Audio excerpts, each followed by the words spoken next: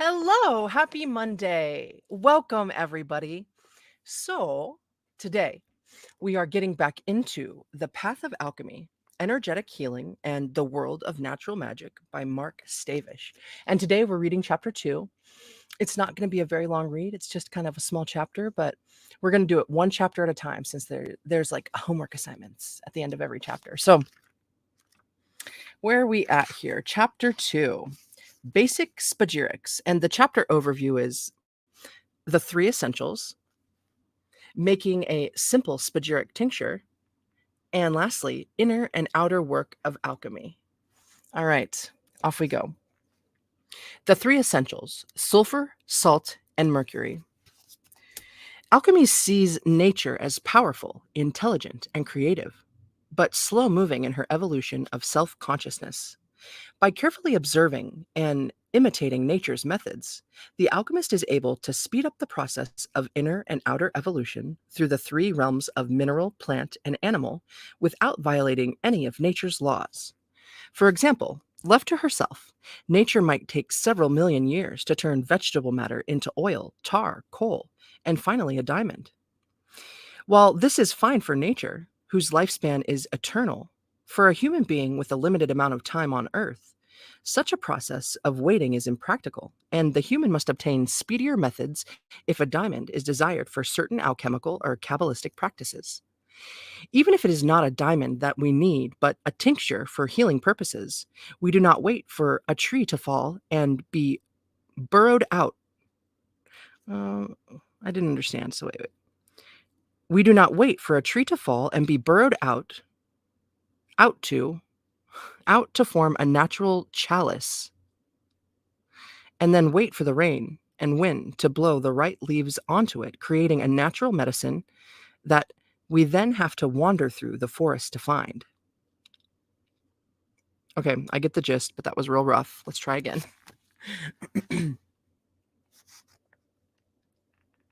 Even if it is not a diamond that we need, but a tincture for healing purposes, we do not wait for a tree to fall and be burrowed out to form a natural chalice, and then wait for the rain and wind to blow the right leaves into it, creating a natural medicine that we then have to wander through the forest to find. Instead, we pick our herbs, soak them, strain them, and drink our tea when it is done. The process is the same, only quicker and more efficient. For the aspiring alchemist, the majority of work will take place in the plant kingdom. As the plants worked with are non toxic, the temperatures used are low, and the work carries the same technical risks as making dinner on a stovetop. If you can boil water, you can do plant alchemy. In alchemy, everything is composed of three parts: sulfur, which is soul or individualized essence, mercury, which is the life force, and salt, the physical body.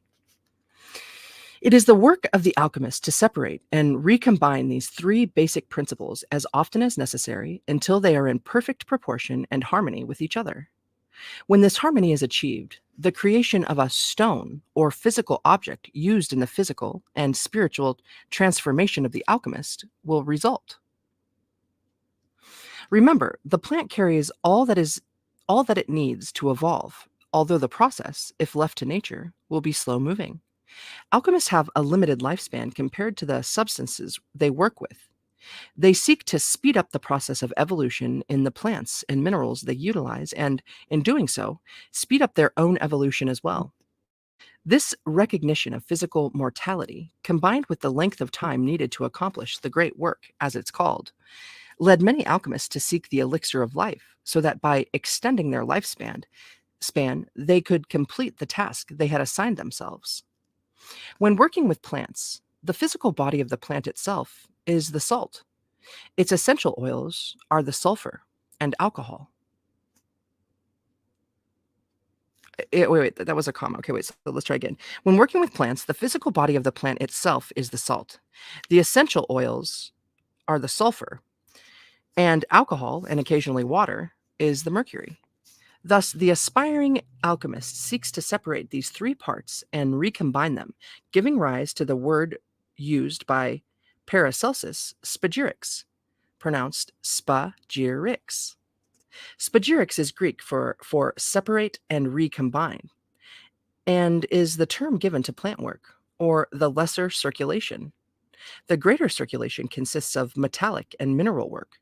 Its process follows the same principles as plant work, and it is generally undertaken only after a certain degree of plant mastery has been attained. Cool. Hey, good to see you, Esoteric Alchemistic. Welcome back in, dude. Happy Monday.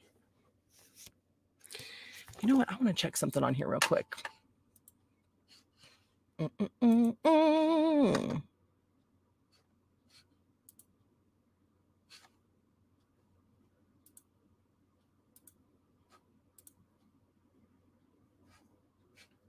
Cool. All right. Back to StreamYard. Alrighty.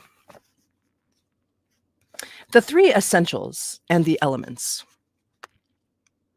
Students familiar with the concept of the elements, or the foundational forces that give rise to creation, will find that the concepts represented by sulfur, mercury, and salt are already known to them, only under a different name. In alchemy, just as in Wicca, neo-paganism, or Kabbalah, we use the four elements to explain the relationships between energy and matter. These four elements are the foundation for all experiences, expressions of consciousness, and material manifestation. They exist on several levels, giving personal and impersonal expressions of their nature. Alchemy helps us to identify these levels and, in doing so, to achieve our goals. Fire. In impersonal terms, fire is pure energy. Imagine it as an intense radiating sensation of heat that penetrates everything and transforms it. In personal terms, imagine fire as our spiritual seed, our drive toward the realization of self. Air. And in impersonal terms, imagine air as all things gaseous, expansive, and cohesive. Air is the cosmic mind in action, and it is the laws that the alchemist learns so that he or she can manipulate the elements within and without in order to create the philosopher's stone. In personal terms, imagine air as the theoretical framework of ideas and images that make accessible the transforming yet seemingly chaotic and dangerous energy of fire. You can apply all of what I'm saying to the four suits in tarot, by the way. It's really a good explanation. Water. In impersonal terms, imagine water as all things liquid. Energy is transferred in a liquid state, be it water, rain, blood, hormones, or sexual fluids. Water is the practical means of expressing the energy of fire after it has been transferred by air, just as water ascends and descends through evaporation. In personal terms, imagine elemental water as your personal bodily fluids, and also as the emotions that give force and energy to ideas, making them manifest materially. Earth.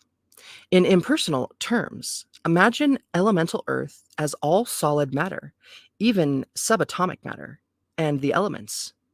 Earth is the etheric structure or invisible net of energy that gives rise to physical form, as well as being the actual form itself. In personal forms, imagine Earth as all things material and solid, your physical body, your etheric body, and things in your life. However, the elements do not exist in a vacuum. They are united in their common source, or spirit, symbolized by an 8-spoked wheel. This spirit is a primordial form of energy consciousness that is utilized in magical rituals as well as in alchemy. Spirit expresses itself in two forms, one active, the other passive. The active energies of spirit give rise to the so-called active elements of fire and air, while the passive aspects of spirit give rise to the passive elements of water and earth. Fire and air are called active because they are highly mobile, unpredictable, and erratic at times. Water and earth are called passive because they are dominated by other forces and move only when acted upon. These same basic ideas exist in alchemy and demonstrate the fundamental unity of nature that underlies all alchemical and magical work. According to alchemical cosmology, All of creation arises from a fundamental source of energy and consciousness known as chaos. This vast, unmanifest, void of any form gives rise to two primary forms of expression, one active, or energy, and the other passive, or matter. These correspond identically to the ideas of active and passive spirit energy just described, which are used in modern Kabbalistic rituals. These two forms of fundamental energy, active and passive, then give rise to subdivisions within themselves, forming the four elements as we know them. These elements then recombine to create the three essentials of alchemy. Fire and air combine to form the self-arising consciousness of sulfur. Earth and water combine to form the material world and its etheric matrix, or salt. And air and water combine to form mercury, the medium that allows energy and matter to communicate with each other. Finally, it is through the alchemist's manipulation of these three essentials, separating them back into their principal parts and reassembling them, that he or she may undertake the alchemical work and achieve the philosopher's stone. That is so good. I want to read that again just for my own self here. Fire and air combine to form sulfur, the self-arising consciousness of sulfur. Earth and water combine to form the material world and its etheric matrix, or salt. And air and water combine to form mercury, the medium that allows energy and matter to communicate with each other. I love that. Oh my gosh, okay. I think that fly has been like hanging out with me all day today. It was even bothering my cat for a while. We should name him. He's Fred now. Fred's living his best life. Okay.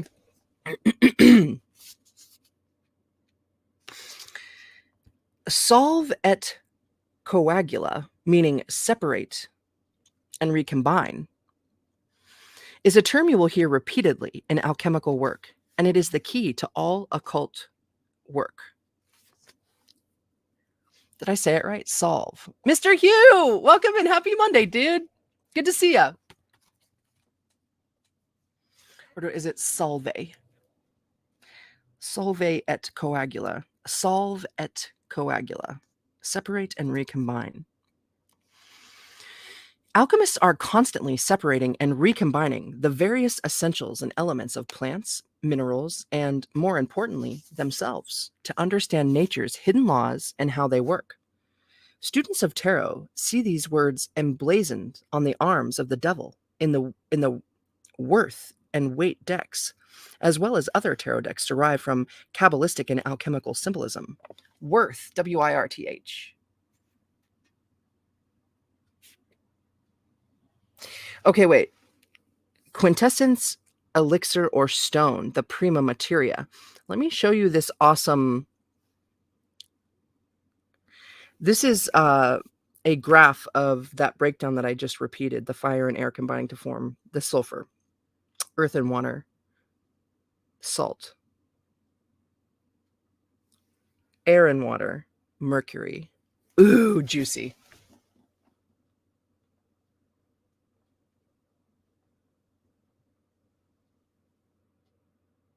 Chaos, matter, energy. So matter is the passive, energy is the active. Oh, it says it right there. Okay, great. Good chart. Great chart. To the salt, to the niter. Oh, niter.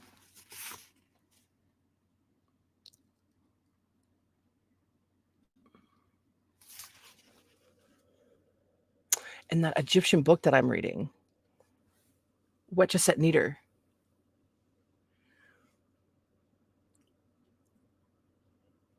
Interesting.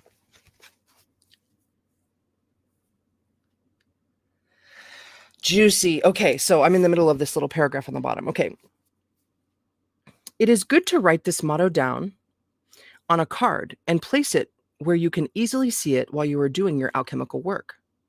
Just as the muscles of the human body grow stronger through the process of breaking down and building up, so do the powers of alchemical products grow more. Wait, wait. So do the powers of alchemical products grow more potent through an identical cycle of activity. This process is so fundamental to alchemy and to the plant experiments outlined here in particular that you should spend a considerable amount of time meditating on these ideas present here. While we can gain much from the theoretical study of spagyrics, only in the actual conducting of experiments will we attain any meaningful degree of insight and growth. For this reason, the following experiments allow would-be alchemists to try it for themselves without a heavy investment in laboratory equipment during their trial period. The methods given and the time for completion reflect this simple, low-tech approach. However, with the proper glassware and heat source, you can dramatically reduce the time required. We have another little diagram up here. The three essentials: salt, mercury, and sulfur. Body structure, soul essence, consciousness, and spirit life force. Okay, I can't see. Where are we at? Is it focused? I hope so. Is it in there? I can't see. All right, there it is.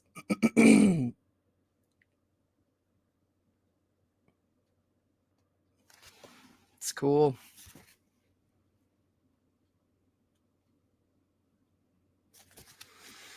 Experiments for the beginning students of the art.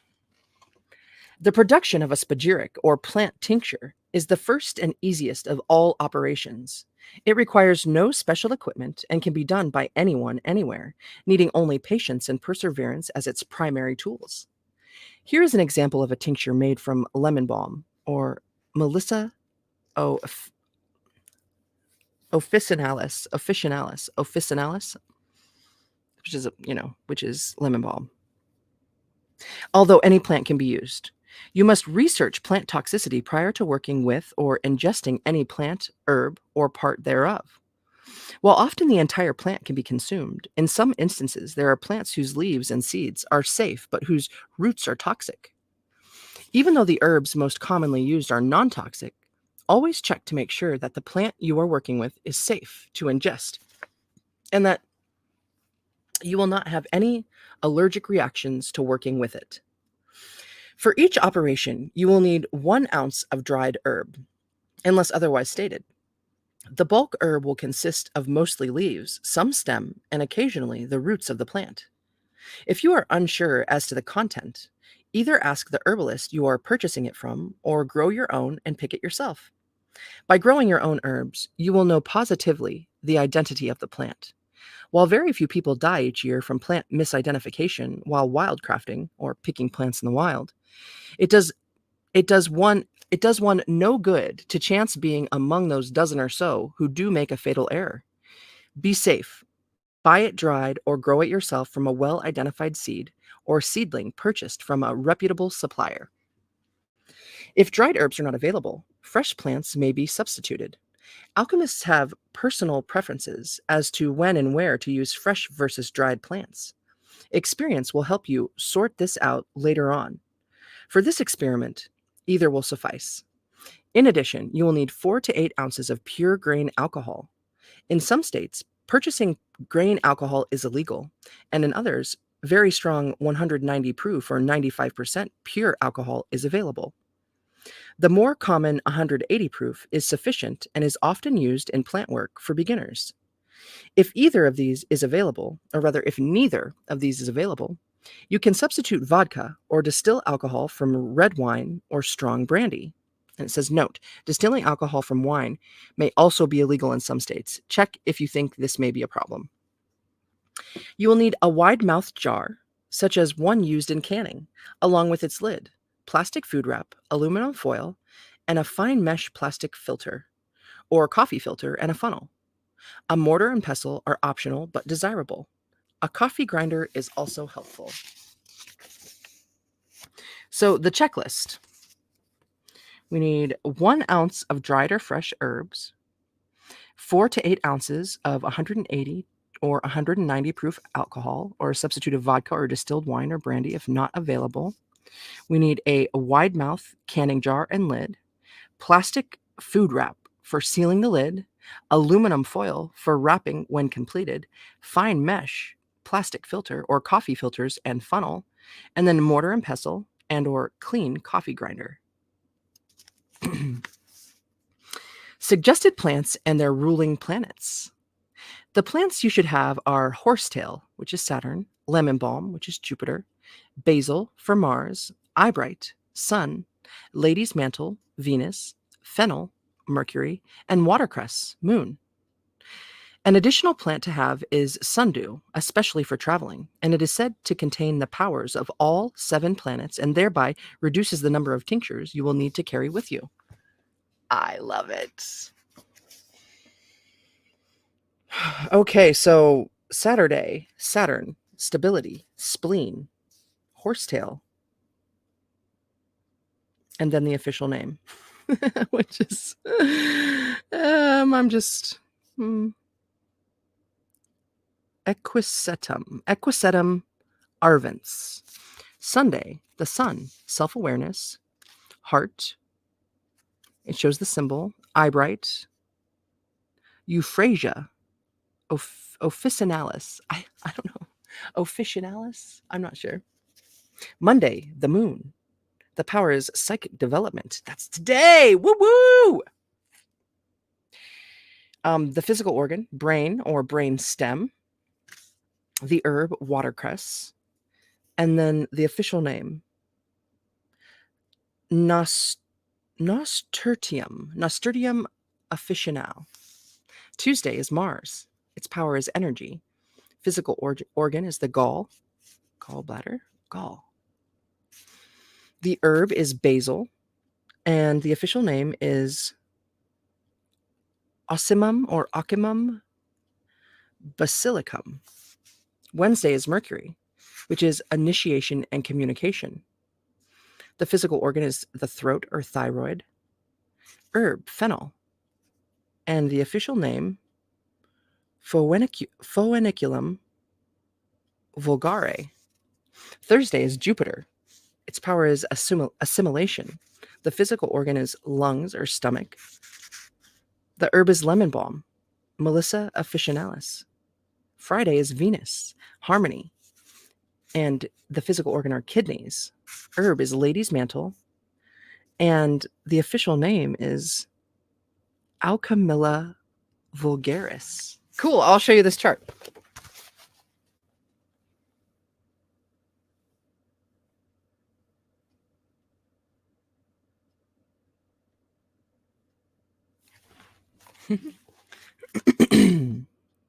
All right.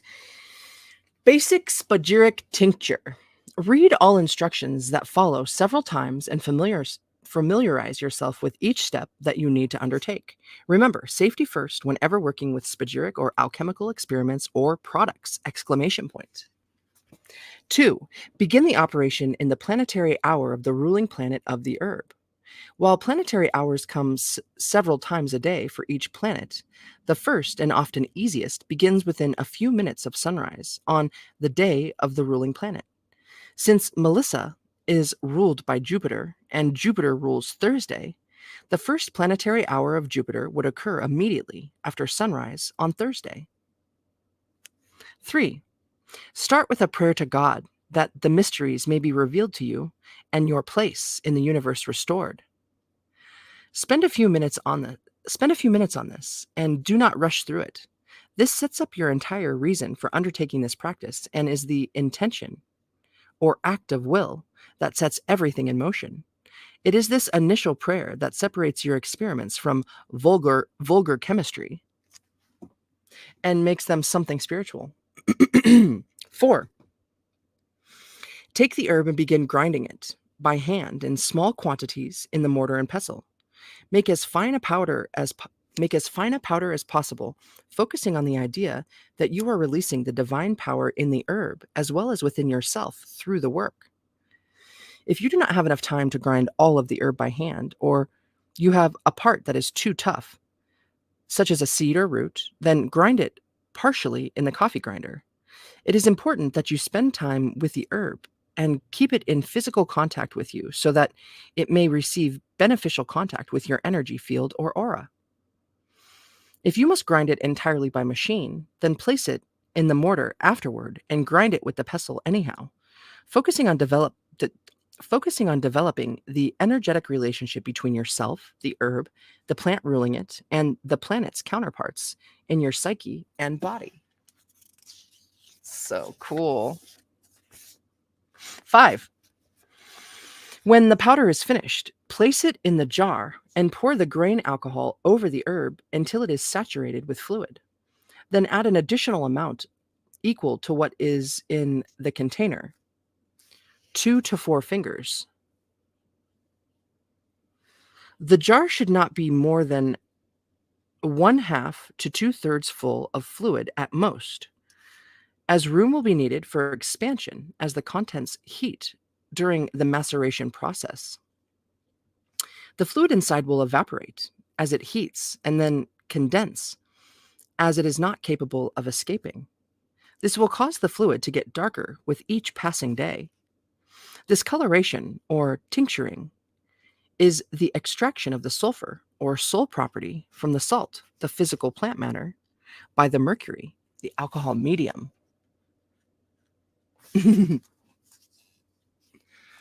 6. Cover the mouth of the jar with plastic wrap prior to sealing it tightly with the lid so that neither the fluid nor its vapor touch any metal.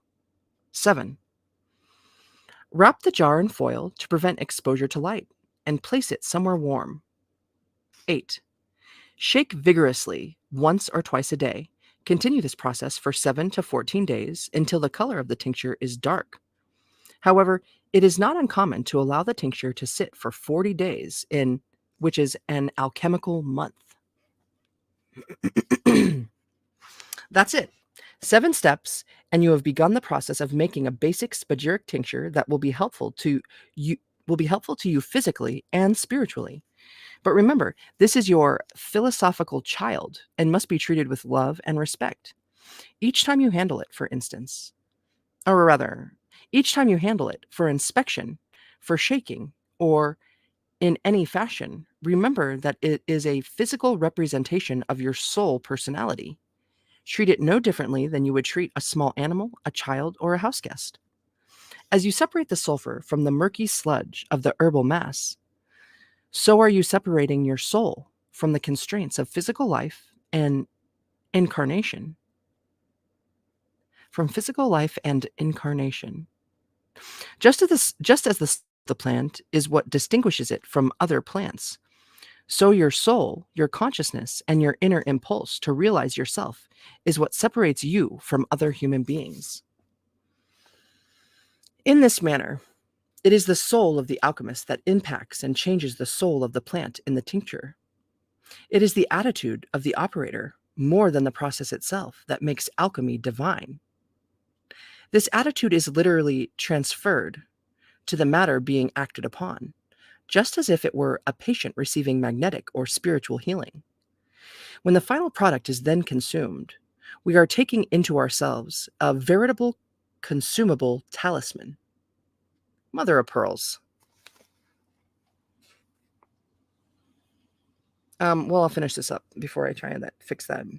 When the final product is then consumed, we are taking into ourselves a veritable consumable talisman, like that which is suggested by the Christian Mass, through which our body, salt, and blood, mercury, are regenerated to receive the spiritual power of the plant, sulfur. Each time we repeat the process of solve et coagula, we are regenerated by minute degrees and brought closer to perfection. Whoa, juicy. Okay. I don't know. I'm going to have to figure something out about this, but that's annoying.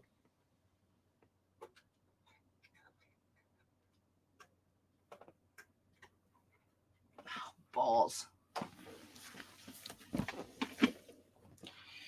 So, Right. This awesome thing that I added has done this now on every stream since I've used it, so I don't know. Let's see what shakes. Flashlight. I tried to just pull it out and put it back in, but it didn't work.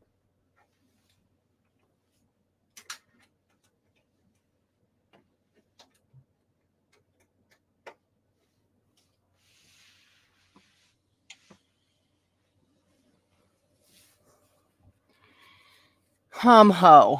It didn't work that time. Oh, it did work. Okay, good. All right.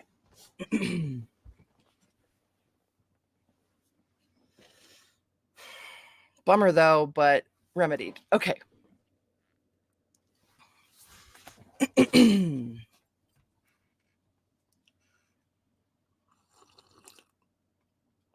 Yum.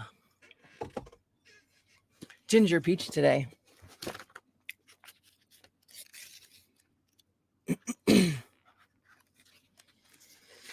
So, what do we do when the tincture is complete? After the color of the liquid is sufficiently dark, pour it into a clean jar that can be sealed. Be careful to strain or filter the tincture through either a plastic fine mesh strainer or coffee filters placed inside a funnel. To maximize your efforts, press the remaining fluid from the plant matter through the screen over the filter-lined funnel. The filter will catch any plant matter or particles that might be forced through the strainer and prevent them from mixing in with the tincture. On close examination under light, you will see that some small amount of fine sand-like particles will flow through with the tincture. But for now, we can ignore them rather than replace our commercial over-the-counter coffee filters with laboratory-grade paper filters. Right now, our concern is to separate the fluid from the solid matter as best we can. For the purposes of getting started and getting results that will encourage us to move into more complex areas of alchemical work, this will be sufficient. This tincture now contains the sulfur, essential oils, waxes, and vegetable fats, and the mercury, alcohol and some water, of the lemon balm. This tincture is identical to any basic herbal product you could make or purchase in a grocery or health food store. What will transform it into a genuine spagyric or herbal alchemical product is the addition of the process of coagula. We have separated the plant soul or sulfur from the body or salt. That is the process of solve or dissolution. Now we must add the two together again in some form. But for the resurrection of the plant to be complete, its body or salt must be purified and made ready to receive the increase in energy. To do this, we use the alchemist's chief tool, fire. Fire is the energetic expression of the universe. Of the four elements common to Wicca, Neo-Paganism, Kabbalah, and Hermeticism, fire is the only one that can completely transform and regenerate. This process is known as calcination, and it turns the wet, dark matter of the plant into a white or grayish-white powder, ready for use in the next step of the process. Calcination. Up until now, the process of making tinctures has been relatively safe and has not involved an open flame. While alcohol burns at a low temperature, it is important to follow some simple safety guidelines when calcinating herbal materials so that you may avoid any injuries or damage to property. Needed equipment: a Pyrex bowl or container, preferably with a lid, a metal rod for stirring the mass to turn the fire so it keeps burning, a heat-proof or fireproof surface to rest the bowl on while the plant matter is burning, hot pads or gloves to handle the container when the process is completed, a mortar and pestle, additional alcohol for repeating the process, plastic or metal scoop for handling the cool ashes, and a container that can be tightly sealed to place the ash in after the process is completed. Safety tips. To protect against sudden changes in wind that may cause the flames to flare up when initially started, it is common to calcine. It is common to calcine in a barbecue, brick fireplace, or cinder block fire pit, like those often used to cook outdoors in the spring and summer. Some alchemists calcine in the less populated areas of public parks where fire pits and cooking areas are common. It is also a good idea to keep your containers lid handy in case you need to smother the flames. In the rare and unusual event that the burning material actually spills, do not panic. Simply smother it with baking soda, sand, a large wet towel, or a fire extinguisher. A panic attack under these circumstances is far more dangerous than the size or heat of the actual fire if you are working in one of the fire-resistant or fireproof areas mentioned.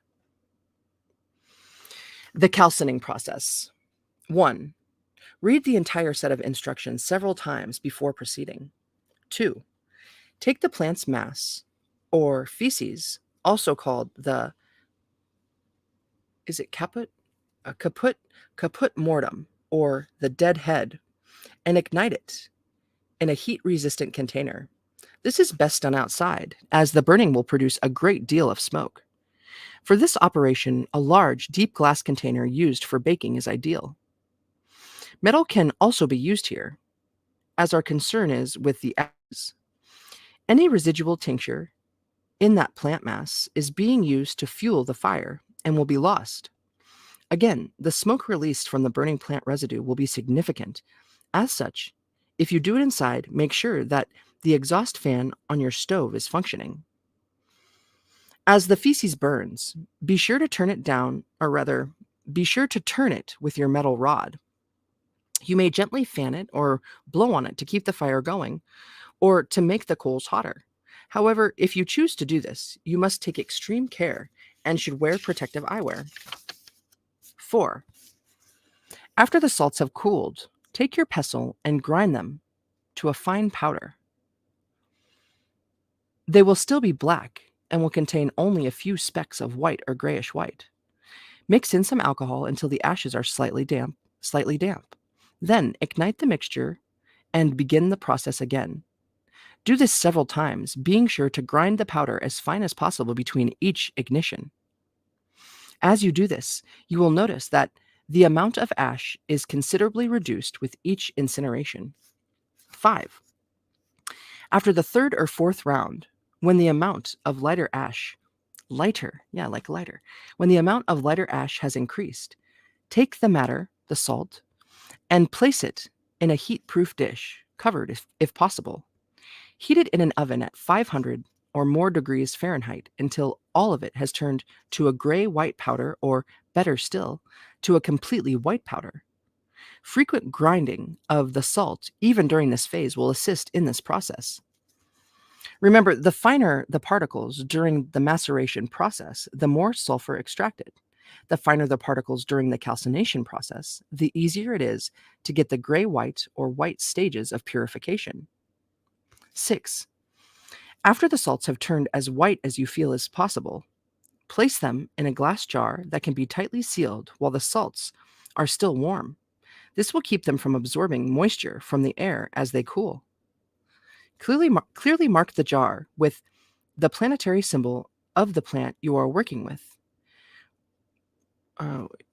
Clearly mark the jar with the planetary symbol of the plant you are working with, one plant for each one of the planets. If you have more than one herb for a given planet, be sure to mark the name of the plant on the container's label. I love it. Mary, oh my gosh. Welcome in. Yeah. Good stuff. Awesome. Cool. Okay, all right. Welcome everyone too. It's so good to see you, Mary. If you are eager to test your spagyric product, place a few grains of your tincture's salts in a teaspoon, or 1 to 2 milliliters, or 10 to 20 drops of the tincture that has been added to a glass of distilled water. This should occur during the planetary hour on the planetary day ruling the herb. In the case of lemon balm, Thursday. If the salts are very pure, they will dissolve, or at least be dramatically reduced, in the tincture and water. Spend a few minutes in a relaxed state after drinking the tincture.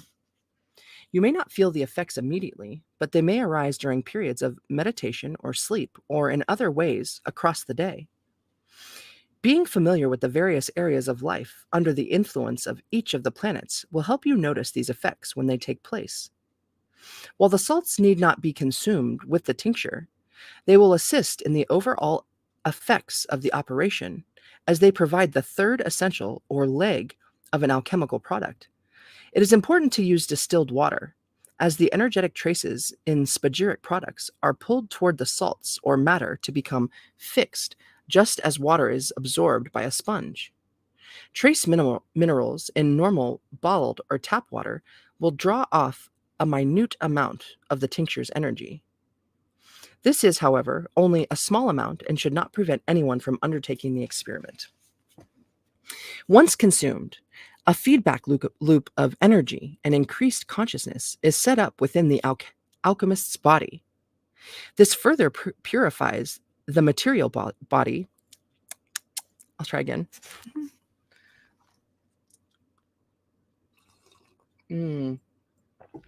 Drinkable temperature. I like it. So, once consumed, a feedback loop of energy and increased consciousness is set up within the alchemist's body. This further purifies the material body, or salt, of the alchemist, just as the material body, salt, of the plant was purified. With a decrease in blockages, more energy is released within the alchemist's body, making psychic experiments and activities easier to conduct. While the effects of plants are strong, they must be adapted to in stages. They must be adapted to in stages. Regular consumption of spagyric products is common for students who have yet to begin working with minerals, whose effects are more powerful and longer lasting. Do not make the mistake of thinking that you could revert to an earlier stage. Know only that the energy potential of plants is more limited, and therefore the alchemist using them must fill up his psychic gas tank more often than if he were utilizing mineral products. The distance traveled under their power, however, remains the same. Above all, remember the sacredness of the operation you have performed. Its intent is regeneration, physically, psychologically, and spiritually. Through the assistance of the tincture as a manifestation of your your spiritual power.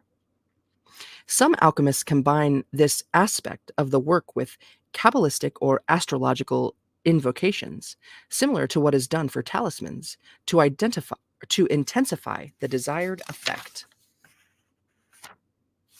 Whoa, we're almost there. Okay. In the next chapter, we will examine the preparation of the ENS tincture, which is ENS, another simple and highly beneficial experiment. Following that, we will explore the preparation of the plant stone. So, key points. Alchemy bridges the spiritual and material, uniting them through a manipulation of etheric energies under the direction of the attitude of the alchemist. And then the next one is, everything in alchemy is composed of three parts known as essentials or principles, which are sulfur, soul, mercury, life force, and salt, material matrix. The next one is, the three essentials are composed of the four elements, all of which arise out of the primordial void, known as chaos or Hyle, which is Hyle. The next is, these three essentials are separated and recombined, solve et coagula, to perfect their expression. Next is, the number of cycles of separation and recombining needed to restore harmony between the elements is traditionally 7 repetitions. Did it say that in the book? Did I miss that? Did I say that out loud? The next one is, spagyric products are a consumable talisman. I love that. Next, we have, the fundamental practices of plant and mineral work are the same, only their kingdoms are different. And then lastly, we have, alchemical practices can be seen as having 3 parts: the work of the head, the work of the heart, and the work of the hands. The work of the head is the technical and philosophical material that we must learn and follow. The work of the hands is the application of these ideas in the laboratory setting. The work of the heart is the synthesis of our experiences in meditation and prayer, which is critical to being a successful alchemist. General assignments for Chapter 2. Make several drawings for meditation and use it. Or let's try to start from the top. 1. Make several drawings for meditation and use in your work area. Cool. They should include 1. The 3 essentials, 2. The tree of life, 3. Chaos, and 4. The philosopher's stone. 2.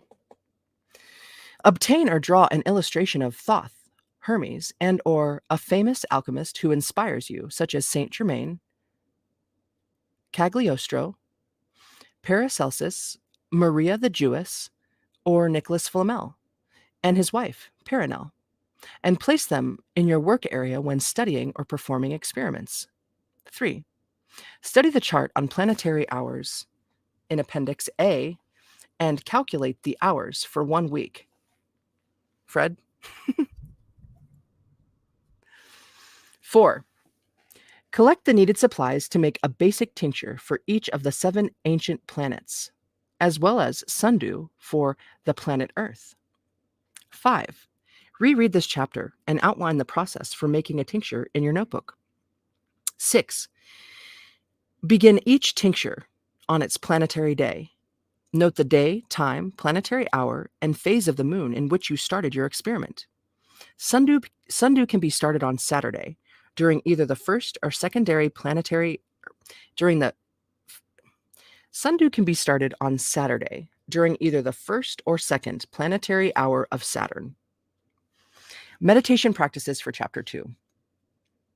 Just as alchemy has its 3 essentials of sulfur, mercury, and salt, we can examine the 3 principal tools used by the aspiring alchemist as having 3 parts as well. Alchemy is often called a work of the head, heart, and hands. The head refers to the ideas that must be learned, memorized, and meditated upon, as well as the instructions that must be followed for each step of the process. Alchemy requires the ability to use reason, formulate possible solutions, and reflect upon what actions have been undertaken and why.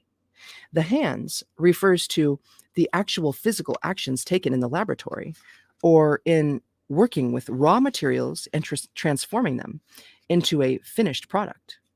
The heart is the method of meditation, inner listening, and awakening intuition that all students must learn to rely upon if they are to enter into the realm of genuine transformation.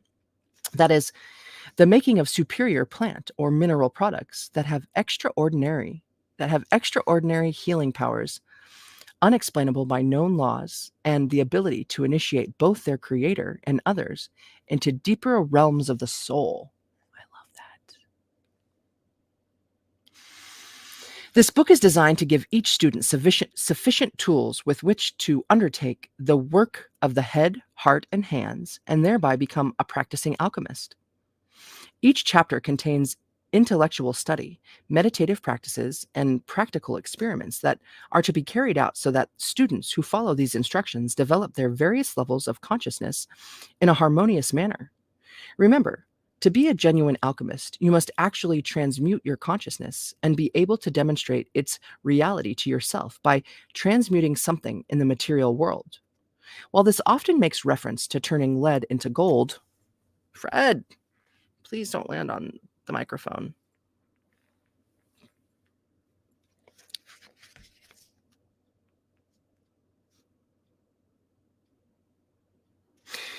Remember, to be a genuine alchemist, you must actually transmute your consciousness and be able to demonstrate its reality to yourself by transmuting something in the material world.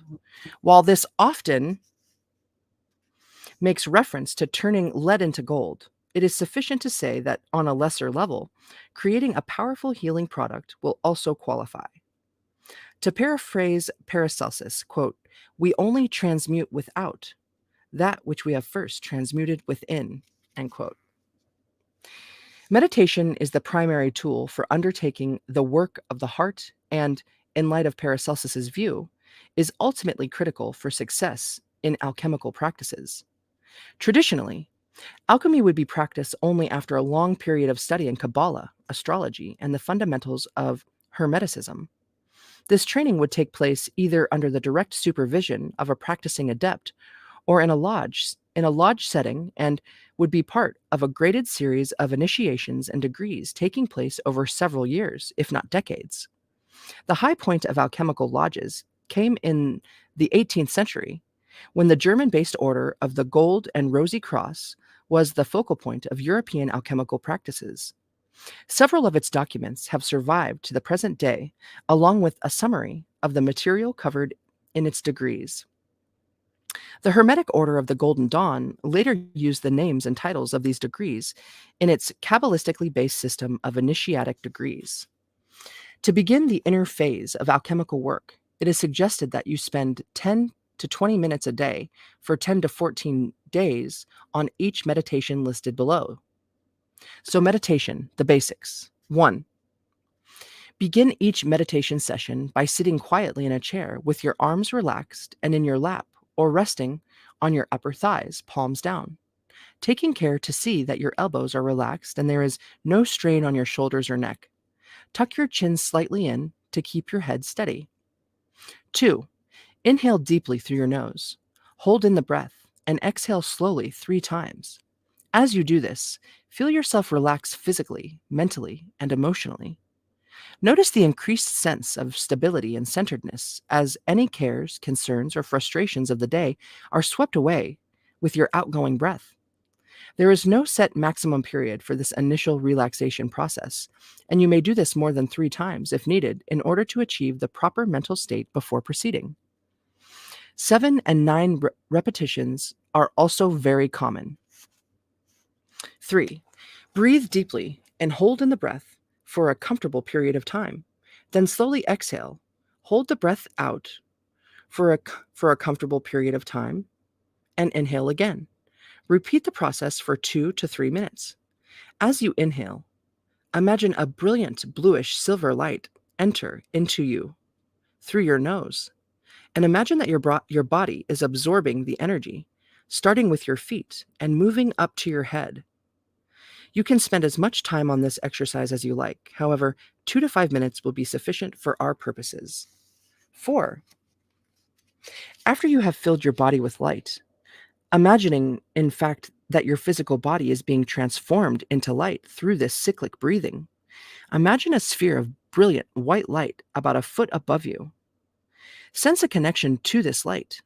It is your awareness of your higher self, or angel, from whom you are seemingly separate. Breathe in, pulling a ray of light from the sphere into your heart, and feel it expand. As the light grows and glows, your sense of separation dissolves, and you sense the inner presence of your higher self in the form of compassion, wisdom, and strength. This is so cool. 5. Do this meditation each day for a week, simply sitting in the new state of inner peace that you have learned to create. The entire process should take anywhere from 10 to 30 minutes, depending on how much time you would like to spend on it. When done, give thanks for whatever you have experienced, and know that you are growing closer to spiritual wholeness with each practice period. After a week, you may add an exercise from the following list to your meditation period. So, alchemical meditations. Meditation on prima materia. 1. Imagine you are a vast sea of unmanifest potential, like that which chaos or the prima materia represents. This is a dark, heavy, and dynamic energy that begins to stir and move outward from the center, ripples from a rock thrown in a still pond. Mother of pearls. I'm almost done with this chapter, and I'm just going to finish it. Son of a gun, right?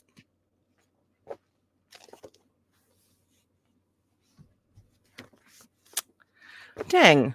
How upsetting. I guess, whatever. Okay. Like ripples from a rock thrown in a still pond. 2. Imagine this process of movement suddenly splitting in half, like a cell that divides to create another cell.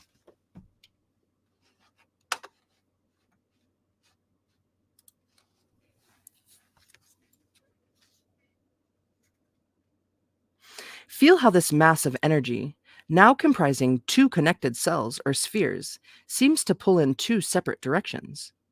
From this pull, in two seemingly opposite directions, the creation of the poles of energy and matter is accomplished. 3. Spend some time on this part of the meditation. Feel how one side is very dynamic and energetic, and the other is still, dense, and stable, and yet the two are connected to each other and inseparable. 4. Imagine now that the active, dynamic sphere begins to pulse again from its center, and that this pulsing creates two new spheres within or from the sphere of energy. The sphere or pulse farthest to your right is elemental fire. It is dynamic and explosive. The sphere connected to the sphere connected to it is elemental air, or the organizing principle of the universe. 5. Now imagine that the sphere of primal matter also begins to pulse outward and divide into two distinct yet connected fields of energy. The one closest to you is elemental water, or the emotional and liquid aspects of creation. Next to it are the dense, form creating energies of elemental earth. This is energy at its greatest density. Stay with the basic image as long as you need to, even working with it over several days before moving on to the final stages. 6. Now sense that there are specific and discrete relationships between these various elements that dictate how they combine with each other. These combinations form the three essentials of sulfur, mercury, and salt. 7. Feel fire and air merge with one another, or primal energy, fire, merging with the expansive, directive, and organizing powers of the mind, or air, to form sulfur, or self-consciousness. 8. Feel the dense, form hungry. Feel the dense, form hungry energies of earth, combining with it's form hungry. It's one word. Feel the dense, form hungry energies of earth combining with the liquid energies of water to form the energetic or etheric matrix for material life, or salt. 9. Feel the emotional energies of water and the directing energies of air combine to form the link between the two extremes of pure energy, fire, and pure form, earth, or mercury.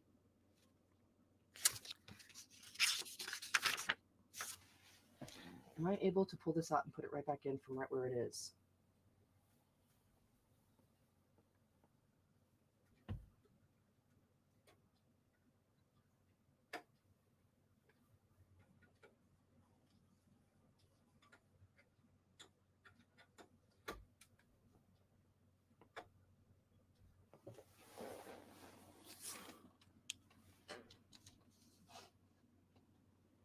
Ooh, your tensor feedback coils. I love that. Check out the crypto. Wow, thank you, Mary. Toroidal tensor and vortex energy. Whoa. Oh my gosh, juicy. Dude, thank you. That's great. All right. Mercury as Spiritus Mundi, or the astral light. The purpose of this meditation is to help you attune to the great mass of energy that Mercury represents, sometimes called Spiritus Mundi, or Spirit of the Earth. Kabbalists, either or, also refer to it as the astral light, or great mediator.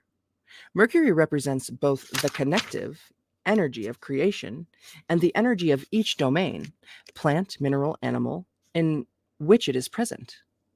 The function of this energy is to unite material bodies, or salt, with consciousness, or sulfur, making Mercury the vast connective energy net of creation, as well as the energy itself. 1. Inhale, filling your body with energy, transforming it into a body of light. 2. Allow this body to slowly dissolve into a field of light as you continue inhaling and exhaling a brilliant stream of silver blue energy. I love that. 3. As you inhale and exhale, feel yourself, your consciousness, continue to expand, just as if it were rippling out from the center of a circle, like ripples on a pond. 4. Continue this feeling, imagining that with each exhalation, you are reaching deeper into the universal life force or energy, and that with each inhalation, you are drawing more energy into your center from the depths of creation. Imagine and feel how this energy unites everything, gives rise to every form, endows it with consciousness, and animates it with life. 5. Continue with this for several minutes. 6. Write down any experiences or insights that may have occurred. And then the last one that he gives is, these are meditative practices that you can check out. The alchemical alembic, solve et coagula. The vessel in which alchemical operations are undertaken is called an alembic and is described as being shaped like a glass egg, an alembic still. This shape allows for the ascent and descent of energies in a slow and natural fashion, and also hints at fertility and rebirth. The shape of the human aura or energy field is also described as being egg-shaped, and this demonstrates the link between outer physical alchemy and inner transcendental alchemy, and shows how one is used to support the other. Just after you have undertaken your regular relaxation breathing for meditation and have reached your head, visualize the following. 1. Imagine that you are inside an egg or egg-shaped vessel of clear crystal or glass. 2. Imagine that you are a point of light, of pure consciousness, inside the vessel, and that a mass of dark liquid fills the lower third. Move down and hover over the liquid for a second. Notice the surface move. Move down into the dark waters and descend as deep as possible. 3. As you begin to go deeper, you notice a feeling of warmth increasing. This is the fire that warms the vessel, allowing the process of distillation to take place. Reach the bottom and then ascend back. 4. When you reach the surface of the liquid, continue through the upper 2/3 straight upward to the top of the vessel. 5. As you reach the top, feel yourself spread out along the glass sides, even as if you were fracturing apart, and slide down back into the water. 6. Feel these individual drops reunite with the whole at the bottom of the vessel and ascend again as a single point back to the top of the vessel. 7. Continue this process of ascending and descending, separating and recombining for several minutes. 8. When you are done, imagine that you are a point of consciousness in the center of the egg again. Exit or dissolve the egg, breathe deeply, and return to normal consciousness. Note the different effects this has on your meditation period. Wow, what a cool meditation. Email you. All right, I'm glad you put that in there. Wow. Amazing. Oh my gosh. I will. I'm terrible at emailing, but even checking my email. But I've been making a greater effort about it these days. So dang, everyone, we did it. That's so cool. Juicy. I'm really thankful for reading this. So thank you for joining me. I love yous. I love you, Mary. And thank you, YouTube. Thank you, StreamYard. Thank you, family. Thank you, God. Thank you, everyone here. And yeah, do it like you feel it. Take care of yourselves. And I'll be back tomorrow. I think, or I might not be back tomorrow, but I think I will. I have a big day tomorrow, a big awesome day with Dixie. We're having Taco Tuesday. So we'll see what shakes. I got to go to a lot of towns tomorrow. So thank you again. And Mary, I totally appreciate you. I'll see you soon. Mwah. Laters. Thank you. Thank you.